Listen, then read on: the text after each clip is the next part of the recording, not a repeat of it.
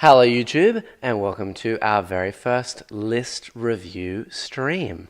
Yeah, this is a bit different, isn't it? A bit different to what you're used to. Normally, I'm back over there, and I'm behind the table, and we're doing a whole game. This morning, we're just streaming for about an hour. I'm going to try and go for about an hour, and we're going to be doing these weekly. This is the first of our list review streams. So if you want to get involved, and I will be saying this a few times throughout this video as people join in, if you want to get involved and have your list reviewed, you need to be over on the Patreon. You need to be a Fal Frogo tier or higher, which is the third tier or higher. And then you need to go to the Discord, and there is a section on the Discord for supporters only where you can drop in your list in a thread. And I will be looking at those lists throughout the week. And then I will review them live on stream. So, hello to everyone here in chat. I know. Please, chat, can you please let me know how it all looks this morning? Yes, how does it look? I'm going to need to work on the chat box. Can you hear me okay? Does it look okay? Welcome to the list review. Good to see you. Hey, Link, how you going? Mystery Monkey, good to see you. Hello. Welcome to the list review stream. So my plan is to review lists every Thursday. That's Thursday for me. I'm GMT plus 10. I'm going to review lists every Thursday at 9 a.m.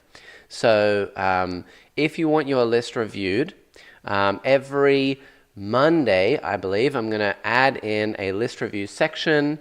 Thank you, chat. That's great. I'm going to add in a list review section on the Discord, a new thread that says lists for the week. And then you'll have from the Monday, which is technically for a lot of you actually Sunday, Monday, Tuesday, Wednesday, and then on the Thursday morning I'll stream. So a couple of days, like 3 or 4 days to add in your list. And then from Friday and Saturday and Sunday, my time, you will have time to think about the new list that you want reviewed in the next week. And then I'll post it on the Discord. You can add your list straight in. And it's one list per person. So chat, if you are here today and you don't know about all this new fancy stuff and you want to get your list reviewed, then go be a patron and drop your list in the Discord and just let me know in chat and I will add it straight into the list review section this morning. I'll review your list and then we can get going. I don't expect it's going to be a super long stream this morning because we only have a couple lists. I only launched the Patreon about a week ago, and not a lot of people have, I guess, signed up and dropped their list in. So if you want to sign up and really help me out now that I've just gone full-time on YouTube, then please consider becoming a patron and also dropping me your list. Text is a bit small. Okay, I can fix that. Let's do this. How's that? Bit better? Nice and easy. Looks like a Word document. It is a Google Docs document. It is totally a Word document, yes. I'm just going to literally copy paste them in and then go through them one at a time. I also do have Wikipedia open, so we'll be able to check things if we do need them. Rate my GSC list. Okay, Neil, if we have time this morning, I will rate your GSC list. Please send that to me and I will rate it for you. Nice. Everything is great. Make your text bolder and bigger so we can see it without zooming in. Okay, how about this? What 3D form said, please? Yes, list is a tad hard to read, but I'm watching on mobile, so I'll take that as you will. Bolder and bigger. Is this okay now, chat? Is this okay? I can also probably move this over. Let me just mess with this for a second. If I move this over a tad, like this, and then I make this even bigger, how's this? Much better? Also, I don't really know why, but you should be able to see a chat box. Interesting that you cannot. Let me mess around with that. We'll get this running, and then we'll have a good time. There's no chat in the chat box. That's random. Interesting. Okay, I'll have to fix that for next time. Okay. I wonder why that's the case. Let me check. I don't know why. Let me reset this transform and we'll get right underway. Can you guys see a chat box? I assume not, because I can't see it. No chat box. Yeah, it's interesting. All right. Very random. I wonder why. Okay, well, we'll sort that out later. I think it might be signing in issues, but that's okay. All right, cool. So, yeah, for anyone just joining us, this is a patron reward. And this is a patron reward for the Tier 3 members or higher. The Tier 2 members get access, and higher obviously, get access to TTS events, and that will be starting next week. So if you want to get involved in the TTS events, they're going to be in the Discord. You need to only be Tier 2 or higher, that's $15 Australian. For a whole month, and you get access to a TTS event that is run by me and the moderators, and you can join in there. It's all for good fun, good practice, and I'm going to be playing in each of them as well. So if you want to get involved, have some practice against me potentially as well, then yeah, join in there and have a great time. All the details are in the top left under the events section, so go check it out. This is the Falfrogo tier, and I know that it might seem a little bit expensive at first at 45 Australian, but it is for the whole month, and consider that that's only about maybe 35, 37 US, and I review one list per week, and you're paying per month. So you're essentially getting 4 list reviews out of me every month, which is not bad at all, in my opinion. And also, it's basically a super chat, except this time, instead of having the list in the chat where I need to pull it out and then read it all and digest it, and we're limited in terms of the characters that we can use, it's all going to be on the screen here, so I can actually read through it one at a time. You're Australian, but you aren't upside down. That's true. Yeah, there's a little transform thing that I can do in the chat. So normally the face cam, here, hold on. It actually looks like this, but yeah, I actually put in a little filter system so that I can turn it the right way up. Yeah, so that everyone can actually see it. So yeah, I actually look like this. Yeah, but normally us Australians, we're all upside down. Yeah, that's exactly right. Okay, let's get started. So.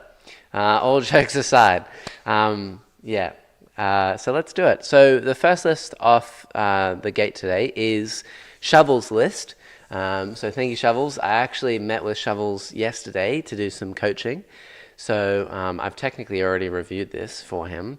It was a different style of list, but I will review it here for all of you to see.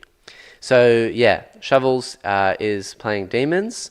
I know that Shovels is actually quite new to the game and plays at a local game store, important for context, because the local game store that he plays at, they actually don't allow fixed secondary cards. They can only play tactically. Very interesting, I know. And they also don't use the pivot rule. So pretty random. But yeah, essentially he's building his list around the fact that enemies cannot take fixed secondaries. Now, I think that's a huge advantage for demon players because, as I've said many times in my videos, demons really struggle for against armies that can actually kill you and then take fixed secondaries, assassinate, and bring it down, and all your monsters give up 10 points. So in his list, he does have Great and Clean One with the Endless Gift. He is taking Bile Sword and Flail. I take the Bile Blade instead because I think the extra attacks in melee are actually better than the Flail, but he's glued his on, so that's okay. Flail's not bad, higher strength, and it has some ranged attacks that you can use in melee, but I think overall the Blade is better. He's also got Kairos Fate Weaver, and then in terms of other monsters, he has Rodigus, and he also has Scarbrand. So he's got 4 big monsters, bit of monster mash, and the monster mash that he has, every single one of them, again, it would be worth 10 points because it's Assassinate for 4, and bring it down for 6 points, which is huge. That's a lot of points. That's 40 points, almost. I mean, essentially, because you can't score more than 20 for each. So it's 20 for bring it down and 16 for Assassinate. But he's also got a Rend Master, and he's got a Skull Master, and he's got Skull Taker in the list as well. So that's a lot of characters. That's like 7 characters. I really try to limit my demon lists in terms of the characters that I take because if you take too many characters, the enemy can get assassinate on you. But again, because he's not playing fixed, I think that this list is probably pretty good. If I could get around the whole fixed secondary thing, I would be taking 4 Greater Demons. I think that would be optimal, because that is a good amount of points for you to have chaff left over. And so, yeah, I think the Great and Clean One and Rodigus are a really powerful combo. I rate those two together. They just have so many auras, and they're so cheap, so hard to kill. And very smartly, he's done Rodigus as the Warlord. Now, I spoke about that to him. Rodigus as the Warlord is really important for secret missions, because you can take command insertion, which is where you get your Warlord onto the enemy's home objective and hold it at the end of the game. And because demons have access to uppy downy and a 3-inch deep strike strat, you can get Rodigus to get onto the enemy's objective quite easily if he's alive at the end of the game. And because he's OC 5 and he halves the OC of anything within 6 of him, unless you have like, I don't know, a big knight, like one of the knights that's worth 10 OC, that's 5. So you could deny it that way, potentially. An Armiger's OC 8, which becomes OC 4, so you can still outhold that. Infantry, something that has like, let's say 10 Guardians or something from Eldar. They're OC 2 each, they would go to OC 1. And then he has a 2d6 Flamer, so you can just flame them away, which is quite good. Hey Nick, how you going? Good to see you. I am reviewing your list. So yeah.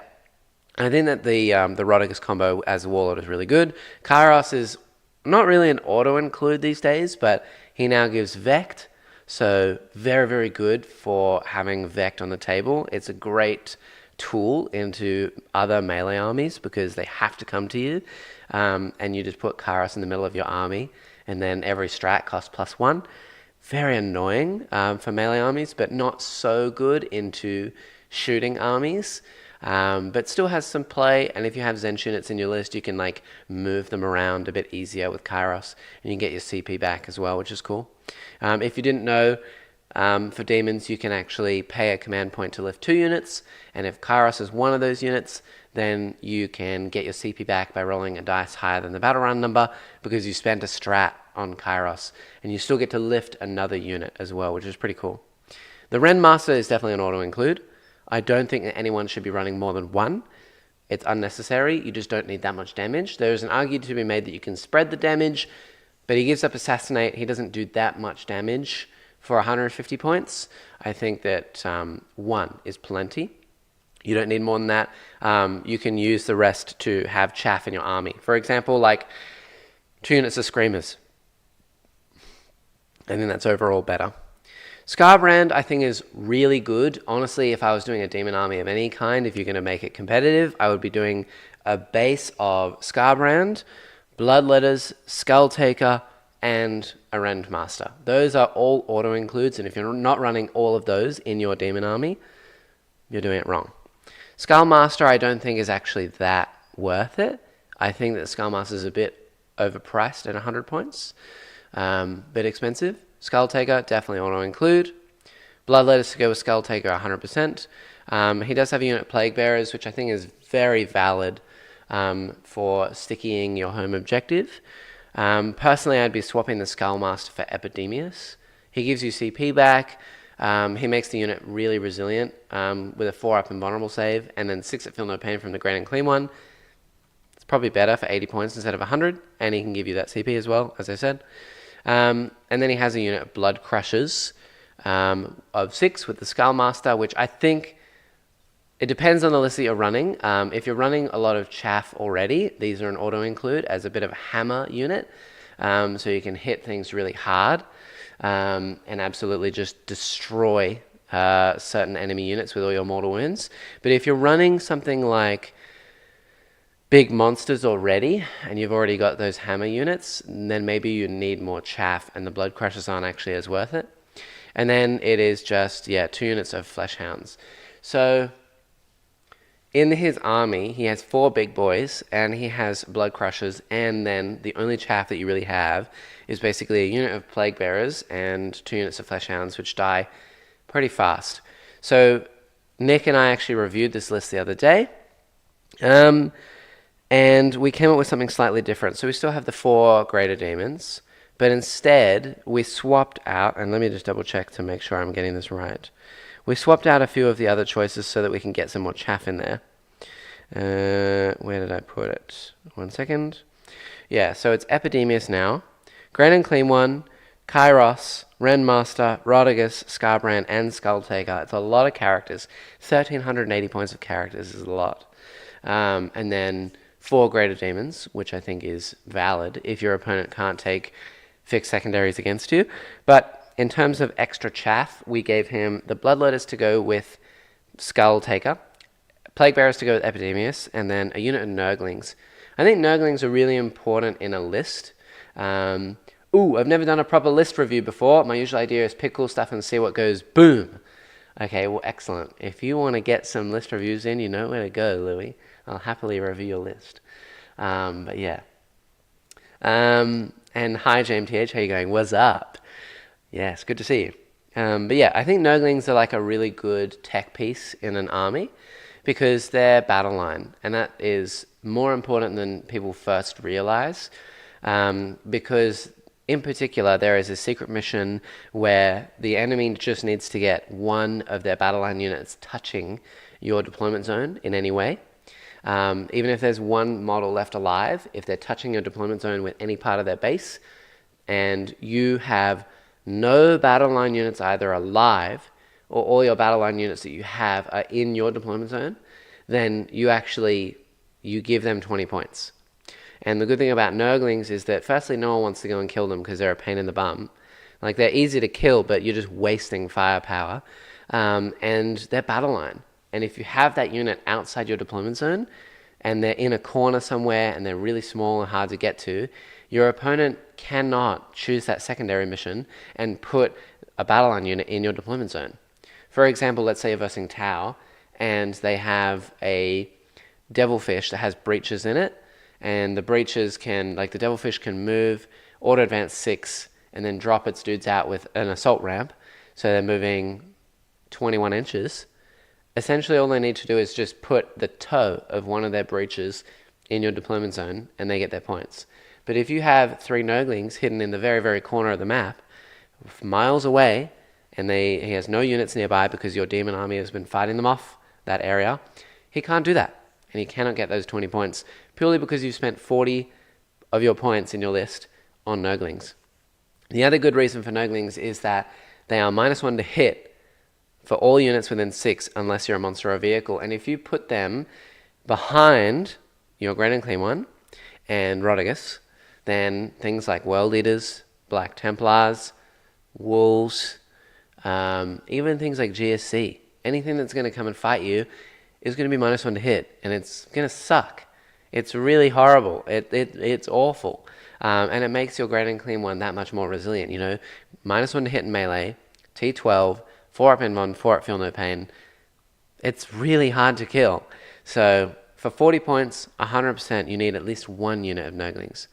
And then the other thing that we had in his list, purely for chaff and for doing actions and things, is beautifully 2 units of Fiends, of 3 Fiends each, and then 2 units of Fleshhounds. Now, the Fleshhounds I was a bit skeptical with at first. I actually came around to them because I thought Screamers were better. For an extra 5 points, you get an extra wound per model. You get a 4 up vulnerable save instead of a 5 up, and they move further, and they do mortal wounds, and their attacks are strength 6 -2, 2 damage. But they do hit on 4s instead of 3s. So I thought, why would you take Fleshhounds when you can take Screamers? But there definitely is a very good argument for Fleshhounds, because not only do they have a Flamer in the unit, which is pretty terrible, but it is good at killing things like Termagants, Harlequins, if you see them, you know, Eldar Aspect Warriors, GSC, and Neophytes, for example. You know, they still have a purpose. Sometimes that Overwatch can be pivotal. Sometimes you might need to clear the last wound off like a monster or a vehicle, and the one Fleshhound sitting there actually does it for you. It can come in clutch. It's quite good. And not only that, but they stack with the Rendmaster, so you can make them hit on threes. Like, well, they automatically hit on threes now, but instead of fours compared to Screamers, at strength 6, -2, and 2 damage, and they get the same amount of attacks per model, but you get an extra 2 models. So you're getting 15 attacks, and even if you're near Scarbrand, you're getting 20 attacks. So they stack with the buffs better than the Screamers do. And then most importantly, the thing I didn't realize at first, is that not only are their bases bigger, because they are on ovals, which means that you can string them further, but they are 5 models instead of 3. So because you can have a unit of 5, you can string them out really far, and that string is exactly what that unit is for. You don't want them for damage anyway. You want them to screen out, and you want them to shield your army against people trying to charge you. So I think Fleshhounds are actually good, like much better than I thought. Probably better than Screamers, in my opinion now. I've really come around to them. So having 2 units of Fiends and 2 units of Fleshhounds is really, really good. I think that's great. And the Fiends also make your army -1 to hit, and they also make your, essentially your whole army -1 to hit. And then if you hold midboard with, for example, 2 Great and Clean ones, and you've got Shadow everywhere, and then your opponent comes to fight you, dies, or battle shocks, then when they try and fall back from you, if they're within 6 inches of a Fiend, then you're dying on 1s, 2s, and 3s as well. It's very powerful. And the best part about that, sorry chat, need more water. I'm talking too much. Yeah, the best part about Fiends is that they affect anything that's not a vehicle. So for example, Angron. If Angron battle shocks and he doesn't want to be in melee, if he wants to fall back, he'll die on a 50-50. Mutalith Vortex Beasts, if they want to fall back, they die on a 50-50. It's pretty good. It's pretty good. All right, moving along. We're on to the snake list, and I believe this is from Mr. Fish. So, yeah, I forgot to put your name in here. I will, yes, I remembered though. Mr. Fish, who's put in his Nids Vanguard Onslaught list. My Nurglings usually die turn 3. Well, maybe you're using them a bit too aggressively. I have a single 3 and a single unit of 6. I don't think you should ever run 6. There's never an argument for running 6. You either run 9 and you put them near a Great and Clean one, or you run 3. Don't run 6. I really missed my Nurglings when I ran that other list, yeah, and the stringing out confuses me, yeah. So, stringing out, I probably need to do a lot more explanation videos on this. So stringing out is basically forming a long line, like as long as you can, from model to model with a 2-inch gap in between them. And the reason you do this is because you're making the biggest amount of surface area on the board possible. Imagine every model has like a 9-inch bubble around it, and that enemy unit can't deep strike within 9 inches of your Fleshhound. And if all of them spread out, then instead of having a small bubble, you got a really big bubble. Yeah, and anything can't deep strike within 9 of that. And so it's very valuable to have 2 additional models and longer bases and the 2-inch gap in between. You know, like it's 2 inches in between each model. So that's 2, 4, 6, 8. What is it? 10 inches. Plus each of the models are 2 inches apart, 2 inches in length as well. So essentially that's 2, 4, 6, 8, 10 as well. So that's 20 inches. And then you've got your 9 inches on either side. So that's another 18. So you're screening 38 inches worth of deep strike area, which is huge. That's a massive bubble for a single unit that's worth 70 points. And they move 12, so they're really reactive. You can get them all over the place. So, yeah. And the other thing that strings are good at is essentially putting yourself in front of your army. Because something like World Leaders and Black Templars, because they do not fly, they can't move through your models. So let's say you advance your Fleshhound unit and you put them about an inch away from all of the enemy's Black Templars. And you put them literally just an inch away in a big long line, and you don't charge. You just leave them there. The opponent They can overwatch you, yeah, but if they don't, or if you have multiple units doing this, and they can't overwatch everything, or for example, you have Kairos there making it cost 1 extra CP and they don't want to do that, then your opponent cannot move, and they can shoot the Flesh Hounds, and they can charge the Flesh Hounds, but if they're not within 3 of any other unit when they've killed the Flesh Hounds, and they're not within 3 of any objectives, they can't even consolidate. They just have to sit there. So in their entire turn, they kill a unit of Flesh Hounds, and they move 1 inch. And that's it. So it's really good. Yeah, I think I missed a comment as well. For Demons, look up the recent WTC on Best Coast and find a player called Ryan Aegis. His demons were crazy, but somehow kept working again and again. I think it was every greater demon, Bellicor, Shalaxi, and some small things like Nurglings. Okay, so I don't want to go on some huge tangent because we do have more lists to get through, but we do have some time for it. Yeah, I think that the Greater Demon Monster Mash list, and this is going to be me talking a big game here, is a good list against bad players. So that is the kind of list that will win tournaments that are smaller tournaments, or if you get like a really lucky run, or if you're playing in a teams event and your opponent doesn't have the damage required to kill greater demons, then you just stat check your opponent, and that's literally just, it's like a very skewed heavy list. In a singles event where you're just playing on your own and you're going up against the top players in the world, or like the top 1%, you're not going to do very well. And the reason for this is because Bellicor is like 100 points overcosted. He's almost one of the worst units in the Codex, maybe the worst unit in the book, because his aura of Lone Operative is entirely useless. It doesn't do anything because you can sit behind a wall anyway, and half your army deep strikes, so you don't need it. And the other thing is that he gives like a locus aura of units to land near him, but you don't also need that because other units have the same thing. So for example, if you want to land Blood Crushers, just use Scarbrand or a Bloodthirster, and they do the same thing but better, and they're also cheaper. If you want to land Plague Bearers, you move your Great Unclean One into the middle of the board, and you land your Plague Bearers there. There's no argument, really, for Bellicor in any list, even in Monster Mash. The only reason why people use him in Monster Mash is because you can land each of your greater demons near him, no matter the divination. So you can basically just do him, and then you can land a Great Unclean One on one side and a Scarbrand on the other side. And I understand that the purpose of that, like I get it, but also for 325 points for a model that has no rerolls in melee, that is susceptible to being like -1 to hit and -1 to wound, and that doesn't ignore invulnerable saves, he doesn't have devastating wounds, and in shooting he has 12 shots at 1 damage.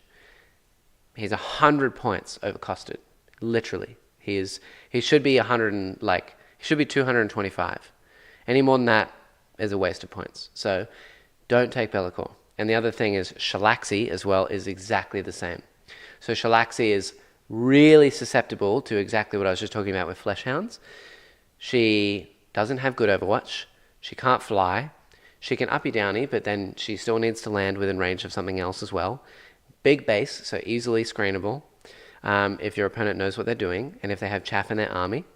And shooting is mediocre.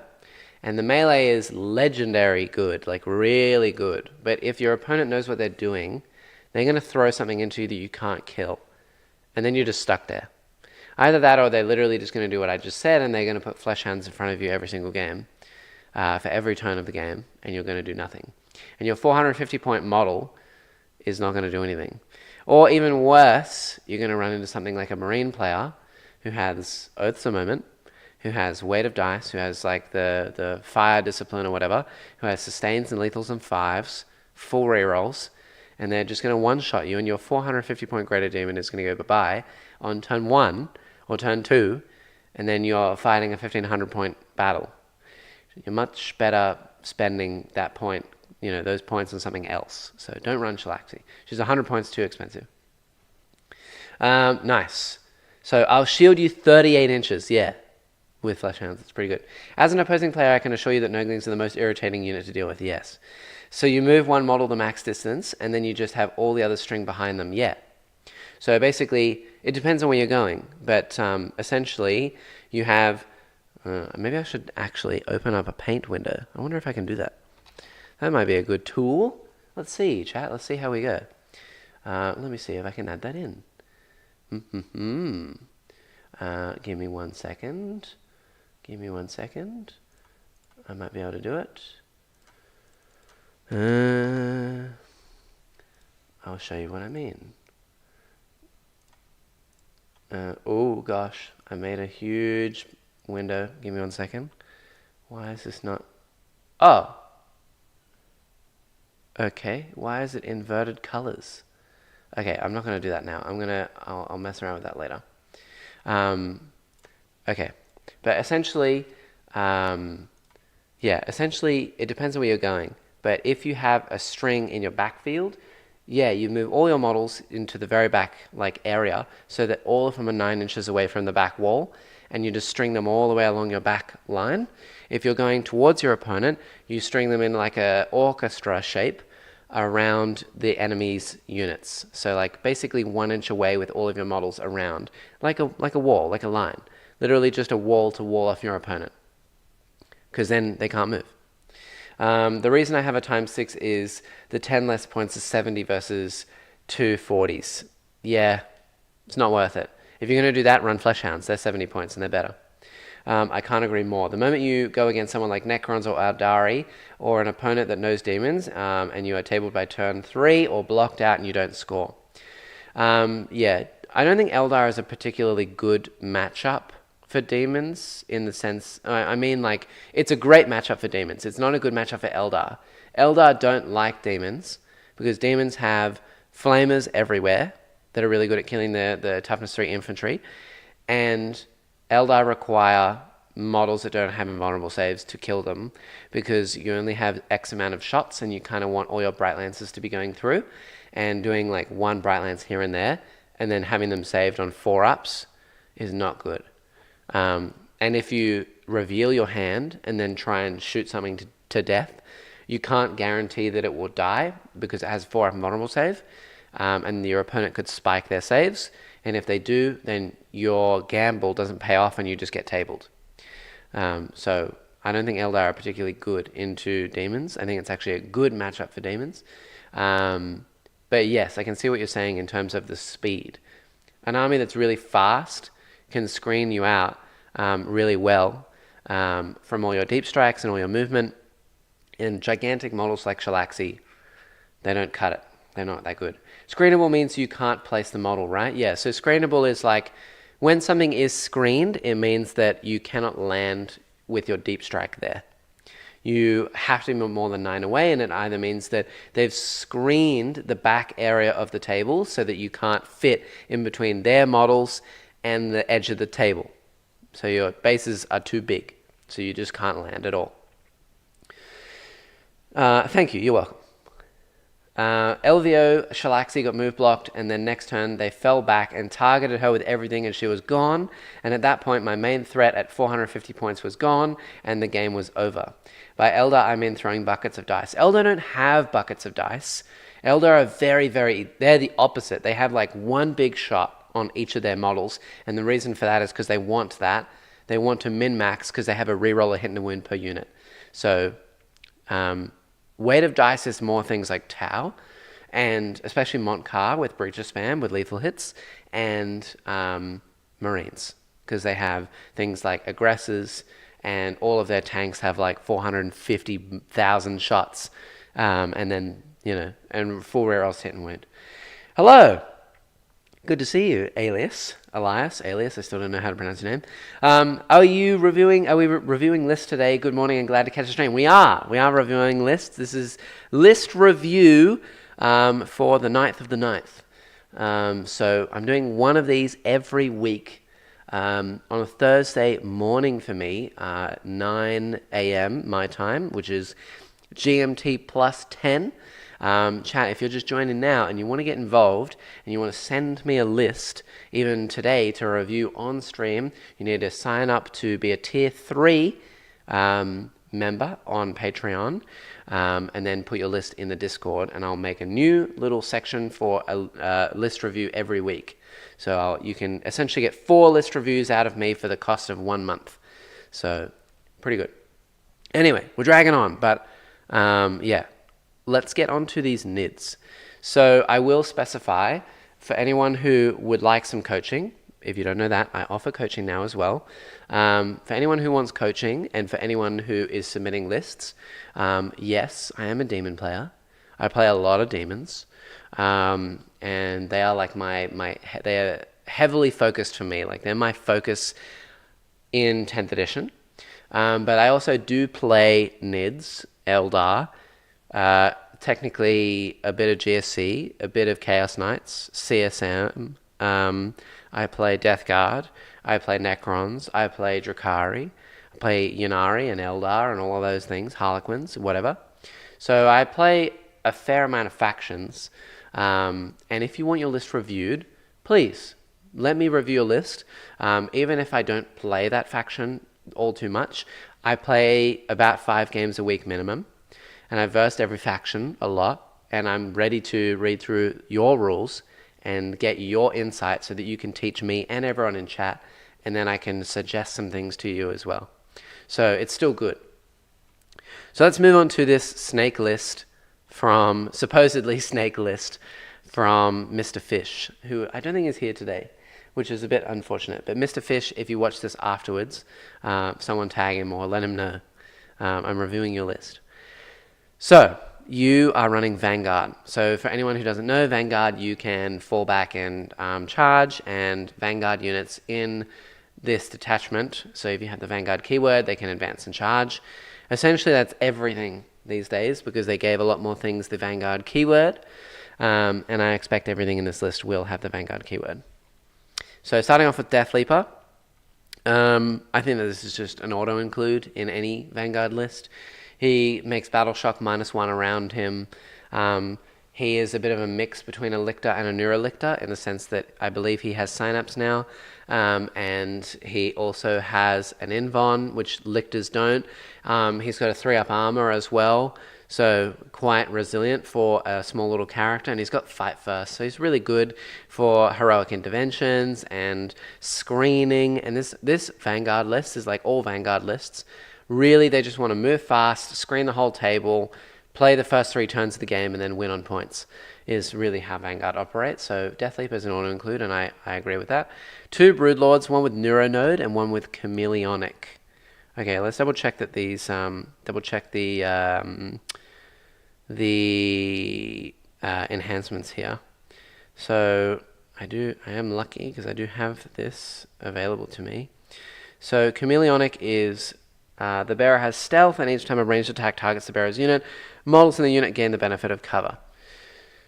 I don't think that this is worth taking on a Broodlord because your Gene Stealers that are going to be in your unit are going to have a 5-up save anyway, and they have a 5-up Invon, so there's no point in having the cover, and making them stealth is kind of okay. It's 15 points. I think that your points are better off spent elsewhere, especially seeing as your list is it bang on 2,000? Yeah, okay. So probably just use that for extra points, but I don't think it's good on the Broodlord. I think that actually it's better on the Parasite of Mortrex, because then at least that's also stealth if the Parasite is not stealth themselves, and I don't think that the Parasite is stealth. Parasite of Mortrex. Okay, it is stealth. I take it back. I don't think it's worth taking that enhancement in general, though. I don't think it's that good of an enhancement unless you're taking it on like a Vanguard, Hive Tyrant with wings, because they have an arm save, so it would make them more immune to chaff, and also making something that big stealth is quite good. Neuronode is 20 points, and it says after both players have deployed their armies, you can redeploy 3 units. Now, this is before you roll off to see who goes first and second. So I actually don't think that this is all that worth either. I don't think Hunting Grounds is actually that worth. I mean, it is a redeploy. You can bait out your opponent in doing certain things at the beginning of the game as well. But this detachment has access to Lone Operative 18, or Lone Operative, I think, 6 for things that are already Lone Operative. And on top of that, you have reactive moves. So I don't think it's particularly worth, especially if you're playing on like a more competitive style table where you can put things underneath the buildings, to have a redeploy. I think that you can just basically put in one unit from your army that has infiltrate, for example, like, I don't know, a lictor, and you put them somewhat at the front of the table to do like actions and whatnot. And if you go first, you do an action, and if you go second and that unit dies, like if your lictor dies because someone charges into it, then, oh no, it's not a big deal. It's 55 points a lictor these days, and you can Lone Operative at 6 inches. So there's not really any point to take a redeploy, because they did nerf all the redeploys. So I don't think it's that great. Soon, Jackson, I will. I just got to deal with some personal stuff right now. Excellent. Okay, very good. No, that's fine. What is this? Morning stream during the week? Hi, sheep. Good to see you. Yeah, this is the list review stream. So we're doing one of these a week on a Thursday, and that's because I'm now doing YouTube full time. And this is a reward for tier 3 members or higher. So if you want to get in and do a list and have your list reviewed, then look on the Patreon and submit your list on the Discord. Okay, so I don't think either of those enhancements are worth it. Mr. Fish, I don't think that they're that good. Stalker is also not that good. It's 10 points, and you get to add 1 to hit rolls and add 1 to win rolls. It's not that great. Hunting Grounds, I think, is the one you should be taking. Hunting Grounds, I think, is worth it. So Hunting Grounds is while the bearer is on the battlefield, each time your opponent sets up a reserves unit on the battlefield, roll a d6, and on 2+, that unit must take a battle shock test. I think that that's so much more worth, because having units that come onto the board, battle shock potentially on a 2+, is huge. That means that they can't reroll their charges against you. They can't do like a shooting stratagem. They can't do like melee stratagems. If they charge you and they actually make it on like a 9, for example, if you have a Neurolictor nearby, they're now -1 to hit, and your unit attacking back, it's +1 to wound. It makes your army so much more defensible, and it also it controls the board. So if you are doing your deployments, you basically say to your opponent, just letting you know, I have a enhancement in my army where every unit from your army that comes onto the table from reserve or strategic reserve, etc., on a 2+, they'll have to take a battle shock test. So better opponents, or, more the casual opponents will go, okay, cool, and they'll just do it anyway. But better opponents will go, I don't really want to have that happen to me, because then I won't be able to reroll my charge, I won't be able to do whatever I'm doing. It's a bit annoying, and I think that threat alone for 20 points controls the game. It means that people will put less units in reserve as well. Now, I don't know why you have 2 Parasite Mortrexes, because I'm pretty sure it's 1 Parasite Mortrex per army. I think that he is a named character like that. I know that you can give him relics, so maybe not. Yeah, maybe not. Can you have 2 Parasite Mortrexes? Is that really a thing? I'm going to double check this. Yeah, you can. Okay. That's ridiculous. Okay, that should totally be changed. I don't know why they have that. Yeah, he's not an epic hero. Okay. Well, that's pretty funny. I don't think that it's worth to run 2. They are a lone-up character, but they don't really do anything. They are fast, I guess, but maybe like 1 is optimal. I would be running Lictors instead, and you probably are, but you don't need that many lone-up characters. Gargoyles, essential. Move, shoot, move. Vanguard unit, yeah, very good. Single Biovore. The Biovore, 100% worth it. Sit on your home field. You can launch a Spore Mine, and you can do engage, area denial, behind enemy lines. Very good. Love that. Spore Mines are great. 10 Gene Stealers to go with your 2 Broodlords. Sometimes, I think 10 Gene Stealers is the way to go in this case. In fact, in my Vanguard list, I run 3 Broodlords with 30 Gene Stealers. But yeah, consider maybe doing a unit of 5. Like a unit of 5 Gene Stealers with a Broodlord. I think that it's a good little pocket unit, and you don't spend too many points. And because of their size, they can really fit into awkward situations. And then your Broodlord still gets the rerolls from the Gene Stealers and things like that. So I think it's pretty good. 3 Lictors, yep, I can see that. Their auto includes, absolutely. 55 points is a steal. They get free rapid ingress for themselves once per round. And they're lone operative, they infiltrate. They're awesome, really good models.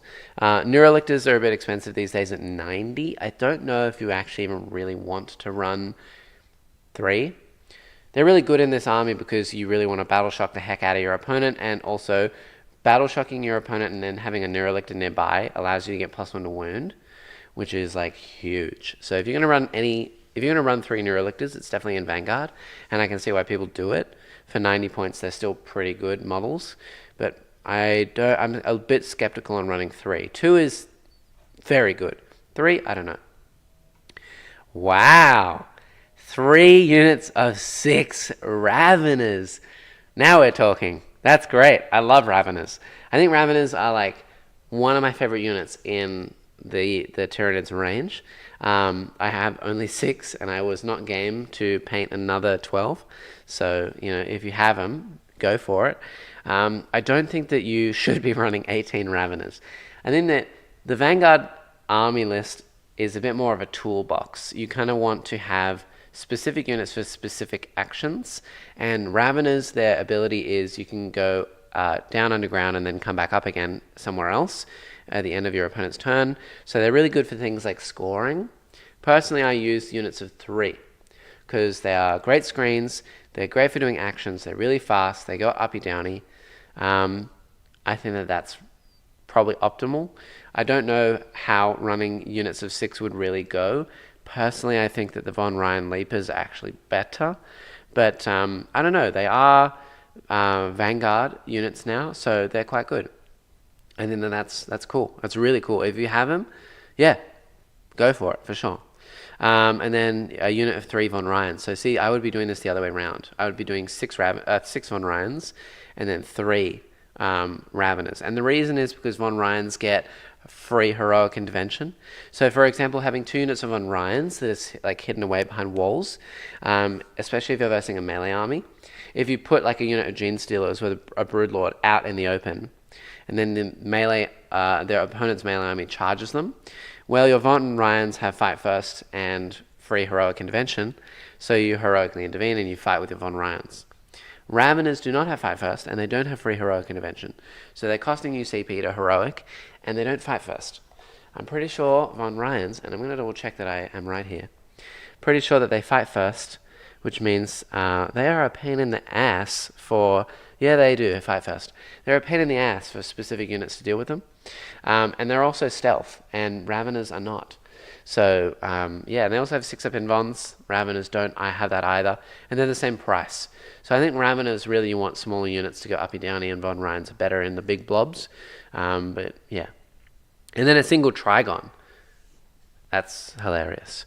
So Trigons, they are Vanguard, and I think that I've seen many people in their Vanguard lists running like triple Morlock, triple Trigon, and then a whole bunch of lone operative characters, and I think that that works quite well. It's really cool. But I don't know. One singular Trigon is a bit of a bait.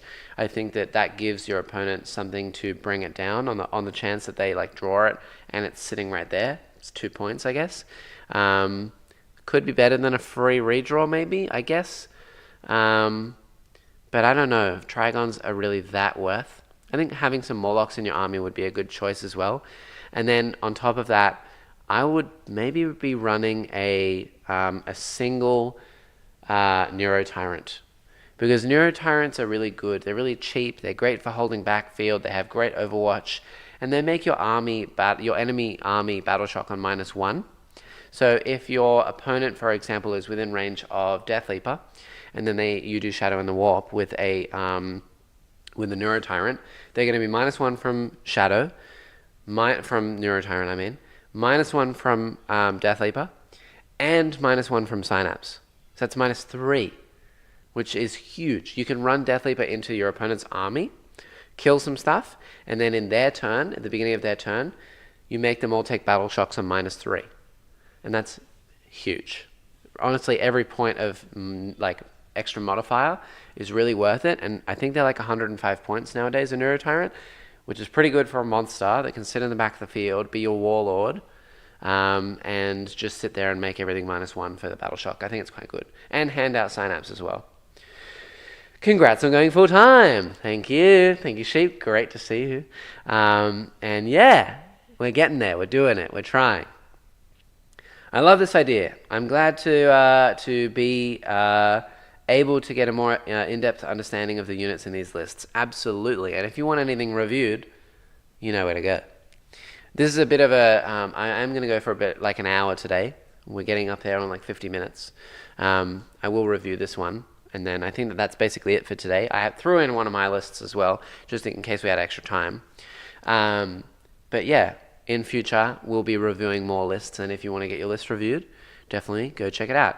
Did I steal this idea from Skari? Yes. Yes, I did. Did he give me permission to do it? Also, yes. He did give me permission to steal his idea. Is he okay with it? Probably no. No, he's probably okay with it. He's a cool guy. Am I okay with stealing the idea? No. But is it a great idea and good reward for everyone on Patreon? Yes. So here I am. And also it's an extra way for me to get content out for you, so look forward to more content. Tharos approves of this message. Nice. And sorry for the spelling errors. Totally fine. No worries at all. I'm here to read here and here. And although I can't read very well, it's fine. It's practice for me, so here we are. So yeah, moving on to what we were doing before.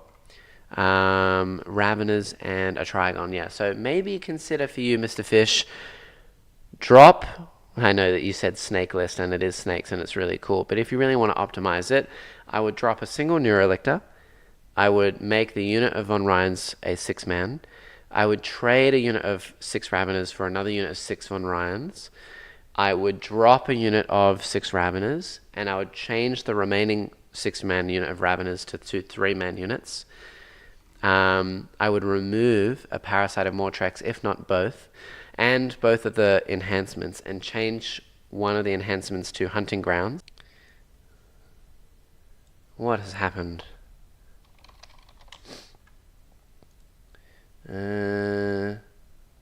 Interesting. What happened, chat? How do we go? What happened? We lost for a second. Hello, welcome back. YouTube has been so jacked up today. Oh, is YouTube having some issues? Interesting. Okay, well, anyway, I don't know what you last heard. What did you last hear, chat? I froze, apparently. YouTube will cut it all out anyway, but that's okay. I'll say it again. What did you last hear? Let me know. I was talking about the end parts of Mr. Fish's list with his Vanguard Nids. So let me know what I missed. Yeah, for a second I thought it was my internet. Oh, that was a bit of a worry. Change the enhancement. Okay, yeah, so I would change the enhancement for Hunting Grounds. I would remove a Parasite, maybe 2. I would put in a Neurotyrant and give Hunting Grounds to him. I would remove a Neurolictor, and I think you must have heard what I said to the Raveners. Basically, I would have 2 units of 3 Raveners and 2 units of 6 Von Ryans instead. And then maybe remove the Trigon for like 2 Morlocks and use the extra points for something small if you can. I think that's more optimal. I think that would be a better list. You can string things out with the Morlocks as well. When they come up, you can do like Mortal Wounds. And also, having 2 Morlocks is really funny, because having... in the Vanguard Nids list, there is a stratagem for uppy downy with 2 Vanguard units, and essentially, if you bring Morlocks up in your turn, you do the Mortal Wounds with them, and you bring up one, it does mortals, you bring up another, it does mortals, etc. Then your opponent doesn't kill them. You pay you pay your 1 CP, and you put both of your Morlocks back underground, and then in your next movement phase, you bring them back up again, and they do mortals again. It's so annoying, and it really forces your opponent into killing a unit that doesn't really have any melee damage, and is just a bit of a move blocking OC mortal wounding unit. So annoying. So I definitely think 2 Morlocks for the price of 1 Trigon and some other units of chaff is a bit better. Now, I threw in my meme list that I'm going to be playing tonight. So if you want to see another game, we are playing yet again, of course, tonight, Thursday night. We are going live. It'll be Jordan's Grey Knights against my Eldar. I'm going to be playing this list on stream. So I threw this in today just because we only had the 2 lists to review. I assume it will end up ramping up a bit as we get more people interested. Yeah, I threw this in just for a good bit of fun today. So yeah, what do I have? Well, honestly, Eldar's in a bit of a weird spot now. I keep saying on stream that I don't really want to play Eldar because they either stomp people or they get stomped, which is very true. And they don't really have anything fun. All the units have been nerfed into the ground. Everything went really, really expensive for all the fun tools and tricks. Fate dice went away, which was never the problem. Don't even try, chat, because sisters, they've been using fate dice just fine, and they still have Morn Val, and they still have the Triumph of St. Catherine, who are both very undercosted at the moment, and their fate dice have not changed at all. So in fact, they've gotten better. So Fate Dice going away was just really unfair. And then Phantasm got nerfed as well. So yeah, Eldar are not in a great spot. And at the moment, I think that what I used to play for fun, which was the Aspect Warriors list, everyone kind of jumped onto it because everything else got nerfed. And now that Aspect Warriors are like the way to play Eldar, they don't feel as fun anymore because everyone's playing the list that I designed. And I don't think it's that great. So yeah, my list essentially just got nerfed and everyone started playing it, which meant it was a bit more boring. But I'm going to play it anyway just for a good bit of fun because I think it's the only fun list that Eldar really has left. So I'm using all 6 Phoenix Lords. The only Phoenix Lord I'm missing is Irilith, and that's because Irilith is a Forge-on model and has not been updated and hits on 3s. Don't really know why, and has no melee profile, so very odd. I also do have a Wave Serpent. I think optimal loadout is Twin Bright Lance and a Shuriken Cannon. And then I have each of the units that go with the Phoenix Lords. So I have the Reapers, the Avengers, I have Dragons, Banshees. I do have a unit of Spectres, just because I think that they're really cool. And they're a good unit for jumping around and shooting and then moving again. They're still ludicrously expensive at 115 points for 5. I think that's very overcosted, to be honest. I think that just removing the reroll a hit and a wound would make this unit worth probably like 80 points again. I think that's fine. Scorpions, more Scorpions because they're so cheap right now. Great unit for their price. And I have one with a chainsaw, one with a Scorpion Claw, and one with a Biting Blade. So I'm going to put the Biting Blade one with my Karandras unit. Oh no, Claw with Karandras for +1 to hit. Biting Blade on their own, just to like infiltrate and be annoying. And then we have the unit Hawks. And then other than that, I have 2 Wraith Lords. And I think Wraith Lords are very good. Everyone sleeps on Wraith Lords, but I think that they're great for their price. I mean, compare them to a Demon Prince. They're toughness 11. They've got 10 wounds, 2 up save, no invuln, but if you're in cover, you get a 6 up save against AP 5. So it's pretty good, and you can fate that as well. They have 2 Flamers, which is great for Overwatch. They have 2 Bright Lances, really good for long-range firepower, very damaging unit, and they also have a ton of melee as well. The only problem with them is that they hit on 4s, but you do have a reroll to hit and a wound, so they're really not too terrible at all. They actually have a lot of damage go through. I mean, on average, let's assume that you have your 2 4-ups to hit with your Bright Lances. One of them statistically should hit, right? On a 4, because you're rolling 2 dice. One should be a 4-up, one shouldn't. The one that you haven't rolled a 4-up on, Essentially, if you isolate that in terms of its statistics, it's a single dice, and you need a 4-up with a reroll, so it's a 75% chance. So it's like a 75% chance that you hit 2 shots, essentially. It's pretty good. So I think that that's fine. And they also, most importantly, give you your fate dice back. So this is the only way that this list can actually give you fate dice back, and I think that they give fate dice back better than any other unit in the book, because the only other ways to do it are with the relic, the enhancement, which is not that great. It usually goes on like a Spirit Seal with a unit of Wraithguard, yeah, I guess, or you can get some back with Guardians, but they're 100 points. It's a bit expensive. You just sit them in a corner all game anyway, and then you want to have a fast seal with them to manipulate them, and that's a 200-point unit sitting in your home objective. I don't think that's worth it. You know, you're playing the game with 1,800 points. I don't think that's worth. So personally, I think 2 Wraithlords is optimal and really good. Very, very good counterpunch unit. Very good for giving you fate dice. And then the only other things I have are the Wave Serpent and the 2 Falcons. And Falcons I definitely think are great units. They're super, super good, giving reroll wounds. They have a Bright Lance, a Pulse Laser. They're super mobile. They get a 6-up save against AP 3. So you can still fate them, even AP 4 if they're in melee, in cover, sorry. They have access to Tank Shock, that's great.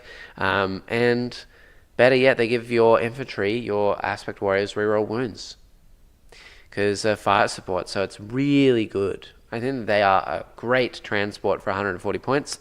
So 2 of them to round out the list is perfect. And it's basically just all Aspect Warriors, and that's what I'm playing tonight against the Grey Knights. So tune into that and let me know what you want to see in next games, and if you're interested in the Aeldari and the Grey Knights, then let's have a good time. Come on, Fate Dice is so much better than Miracle Dice. Don't even get me started, Tharas. You are such a liar. You know that. There's no way. Dude, someone said Miracle Dice are the problem, and when I said Eldar do the same thing with Fate Dice, they said they are more subtle about it. Heh. Okay, chat's going to get me all started. Fate Dice are literally the exact same mechanic, if you didn't know. They're the exact same mechanic, except with Miracle Dice, you can use them on 1 unit per... It's once per unit per phase, not once per phase. So you can use like 12 in a single phase if you really wanted to on different units. They also have stratagems and enhancements and whatever else, Triumphs of St. Catherine, traits, etc., to make them be able to use 2 per unit per phase. You also get 1 Miracle Dice in every battle round. You get a free one from the Triumph. You get a free one from Sisters of Battle on a 4-up. You get a free one from a whole bunch of other different sources. You get free ones from Morvenval. You get free ones from Dying. You can make like 10 in a round easily. Eldar at most at the beginning of the game can have 9.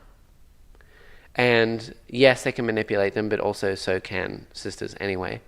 And the units that you want to use them on are better in Sisters, because you can use them for Morvenval dev wounds, I guess. It's probably the same as Azurman, but Morvenval's a better unit. You can use them for things like melter guns and stuff, same as Eldar with blasters and fire dragons, things like that, sure.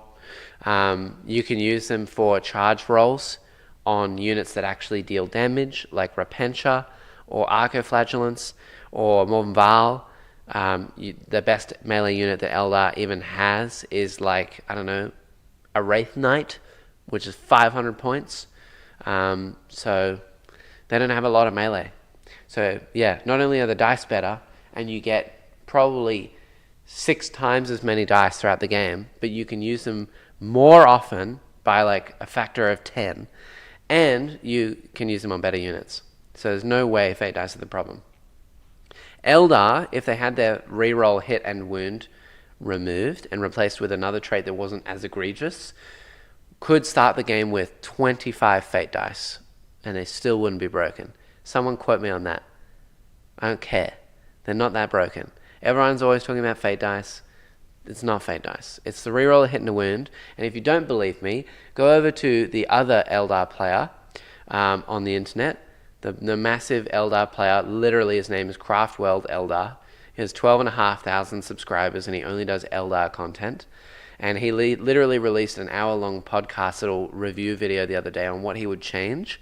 And he explicitly said, fate dice are not the problem. It's the reroll a hit and a wound. So I'm not the only one. It's definitely the case. And anyone who disagrees is wrong. What of it, chat? Are you excited or terrified for the special chaos treats? Or both? Are you talking about when supposedly demons are going to be moved into all of the different books? It's not going to happen. We've already said a whole bunch of this stuff on stream. It would be weird to separate things like Soul Grinders, Demon Princes, and Be'lakor into the CSM book, and then you have them used in conjunction with all the other demons. It would also reduce sales because people would just rage quit the demons army, and people like demons as they are. I don't think anyone really wants it to happen, so it doesn't make any sense for it to happen. They could go the way of the Age of Sigmar stuff. But Age of Sigmar is also a dying game. So why would they? 40k is thriving and Age of Sigmar is not. So why would they go that route? It doesn't make any sense. And people are making the argument that the demons will get separated because they've released a lot of Xenos codexes. There's only a couple remaining, if not none. Oh yeah, just Eldar, I think. Yeah, just Eldar and Dark Eldar. And they've released a lot of Imperium factions, but they haven't released a whole lot of Chaos. And they still have World Eaters, T-Suns, Death Guard, all that stuff to go. But they have released a CSM book, and it would be very weird to release the other books now and then put Be'lakor into the CSM book retroactively after already releasing it. Doesn't make sense. How do Aeldari generate fate dice? The only way that they can generate any additional fate dice is by killing units with Wraith Lords, killing units with a enhancement, or Guardians being on an objective, and that's the only way. Curious how you think it is so much better, legit not being a jack. I'm just curious to see your reasoning. There you go. Because you know ahead of time, miracle dice, you can't plan turns ahead. You potentially can't do that, Tharos. You do get to know what you have in your fate dice pool ahead of time. True, but how often does someone plan multiple turns ahead? I don't do that, and I'm like a top 1% player. There's no way I'd be planning, 3 turns ahead. I'm planning 2 turns ahead at most because there's so many variables in a game that changes. So you can't plan that far ahead. And also, you, at the beginning of the game as a Sisters player, you get a miracle dice.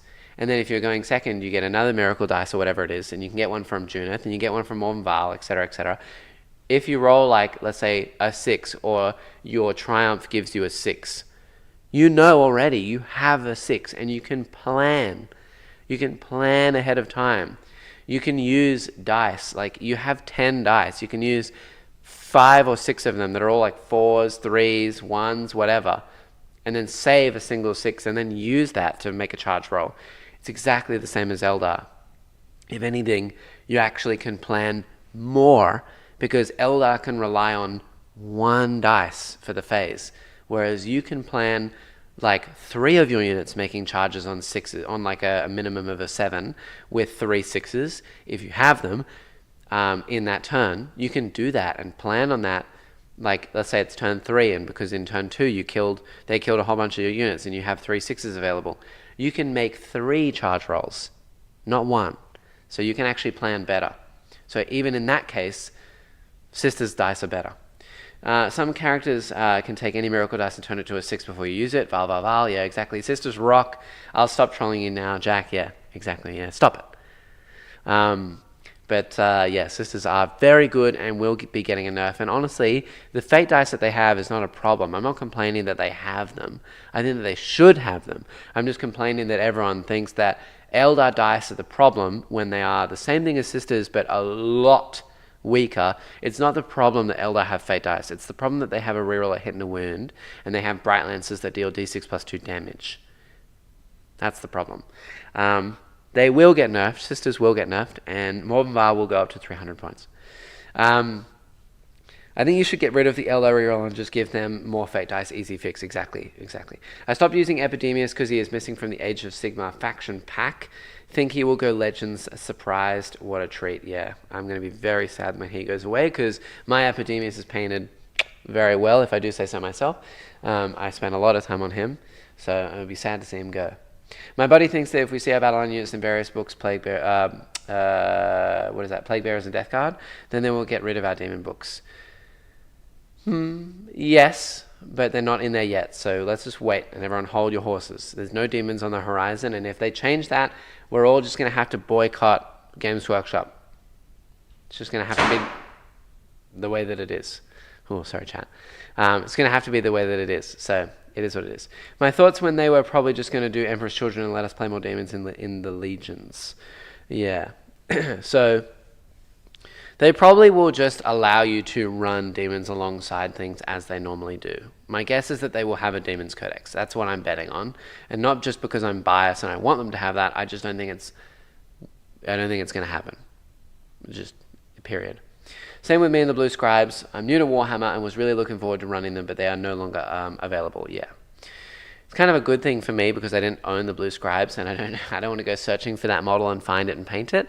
So thankfully I don't have them and you can't run them pretty much anymore. Like after the demons will get updated, you probably won't be able to run the Blue Scribes.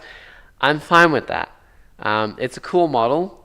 But it saves me from buying one, so I'm not so butthurt about it, but I'm sad for all of you demon players that have one because it is really cool.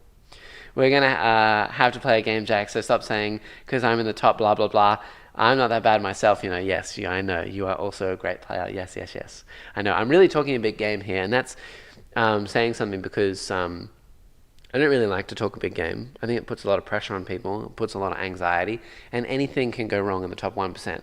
It is a dice game after all, and no matter what you say and do, you can't win every single game.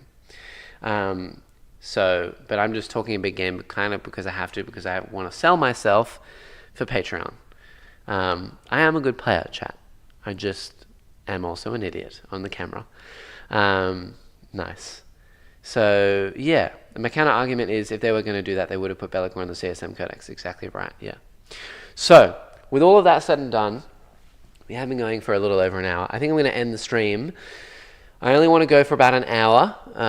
So if you enjoyed the stream and if you enjoyed all my thoughts and things like that and you want to see more, I'm going to be doing one of these every Thursday, 9 a.m. for me. So that's 10, it's plus 10 GMT. I think it's called GMT, mental brain blank. Yeah, 10 plus 10 GMT. So if you want to see more of these streams, they are going to be in the morning for me, which is in the evening for the rest of the world, because I am Australian. And if you want to have your list reviewed, you need to be of tier 3 or higher on the Patreon, so Fal Frogo tier or higher. If you are tier 4, then you get access to light coaching as well, which is a coaching session every month. And if you are tier 5, not only do you get a coaching session every week where I will be talking to all of you and doing all of the different things for an hour, like I'll be talking to you one-on-one for an hour, but if you do that for at least 2 months, you'll get an artwork made of you as well from Adela. So that's super exciting, of you as a demon. Pretty cool. And all the rewards are on Patreon as well. If you want to get involved in our TTS tournament as well, you only need to be a tier 2 or higher, which is 15 Australian dollars a month. So it's honestly not that much. So please go consider doing that. And if you enjoy these videos, definitely go spread the word, share, like, subscribe. Please like the videos. It's free, it's easy, it's one button click. Subscribe if you haven't done so. Become a member, it would be great. So please do that. And absolutely join our Discord, because that's first link in the description. It's entirely free. You can link anything you want to link down there, basically. PG, of course. Keep it to Warhammer. Yeah, there's self-promotion in there if you're promoting something as well. Yeah, if you want all those extra little bits and bobs, you can get those specific roles in our Discord through Patreon. Jack is a great player, one of the best I know, just so you all know, chat, which includes Hobby Talk. Nice. Thanks, guys. Yeah. Thanks, Tharos. It means a lot. So, In future videos, the TLDR for you coming up this week is that we are doing a stream this evening for me. So in about, I don't know, it's going to be 7 p.m. It is currently 10. So in about 9 hours or so, we will be doing a live stream with this Eldar list versus Grey Knights. There's not going to be a stream on Saturday. Sadly, I don't think I will have a video out for you this week either. I've been a very busy boy. I'm trying to paint 6 fiends before a tournament this weekend. I have a 5-round, 5-man teams event, and I am playing on the team with the captain of Team New South Wales. We are one of the stronger teams going to the event, but also going to the event is teams such as Chris Wright, who is a coach.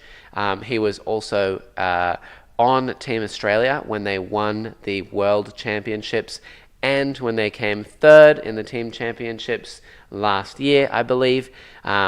He is an insane player.